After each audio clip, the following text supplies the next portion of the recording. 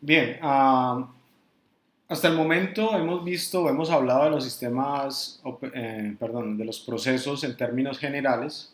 Ahora vamos a hablar un poco acerca de los procesos ya en el contexto de los sistemas distribuidos, es decir, vamos a seguir hablando de ciertos conceptos que se aplican a los sistemas convencionales, pero tratando de matizarlos en el contexto de los sistemas distribuidos. Muy bien, estamos en el tercer capítulo del texto guía. Y vamos a hablar ahora entonces de los hilos de ejecución.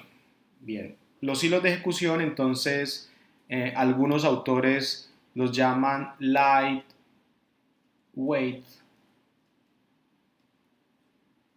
processes. Eso lo que quiere decir es que son una especie de procesos livianos o ligeros. Antes de continuar vamos a hablar acerca de unos conceptos, unas diferencias, qué es un procesador, qué es un hilo y qué es un proceso. Muy bien. Ok, veamos entonces qué es un procesador. El procesador lo podemos entender entonces como una entidad que provee un conjunto de instrucciones con la capacidad además de automáticamente ejecutar algún conjunto de instrucciones que uno le defina. Eso es un procesador. Un hilo es una unidad o es un procesador mínimo de software, ¿sí? No es, eso lo diferencia fundamentalmente de un proceso, más bien es una entidad mínima en software en la cual el contexto de este hilo está, digamos, marcado fundamentalmente por una serie de instrucciones que necesitan ser ejecutadas. Cuando nosotros queremos guardar el contexto de un hilo de ejecución, fundamentalmente lo que se hace es detener la ejecución del hilo y guardar todos los datos que él necesita para continuar su ejecución más tarde. Un proceso, de otro lado, es un procesador en software. Ya observen que no es mínimo, ya es, digamos, la entidad más completa en software que representa un procesador, donde el contexto de este proceso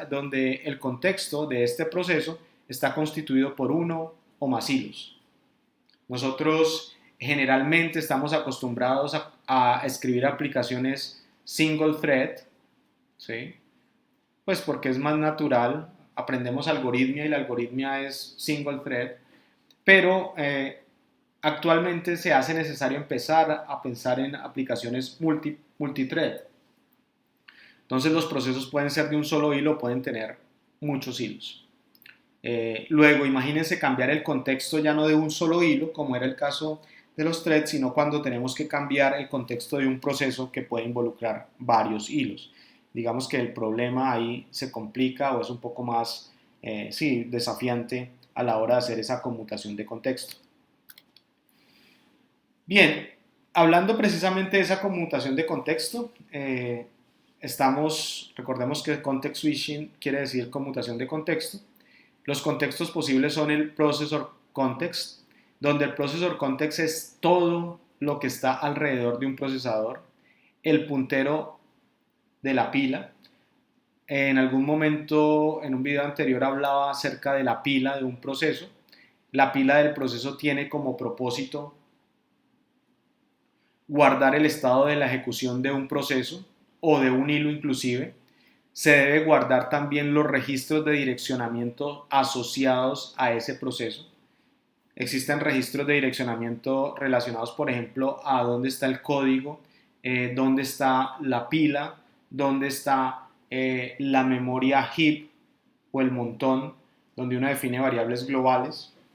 Y también otro aspecto como el contador del programa, es decir, cuál es la instrucción que en algún momento se va a ejecutar.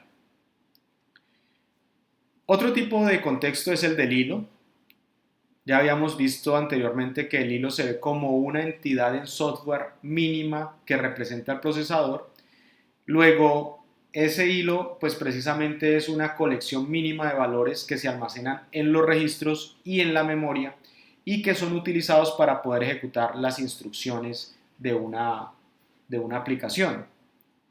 Por defecto, vale la pena mencionar que los procesos son de un solo hilo, ¿sí? Sino que a medida que se ha venido mejorando las arquitecturas de los computadores, se hace fundamental que ya no tengamos un solo hilo ejecutándose en un proceso, sino que sean muchos hilos, porque necesitamos explotar esas arquitecturas que conocemos como arquitecturas multicore, ¿sí? Que son las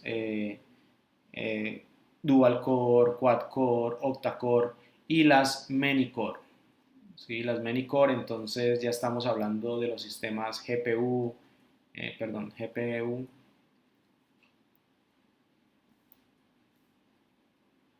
que son las tarjetas que nosotros encontramos en las tarjetas graficadoras. Son las unidades de procesamiento que encontramos en las tarjetas graficadoras.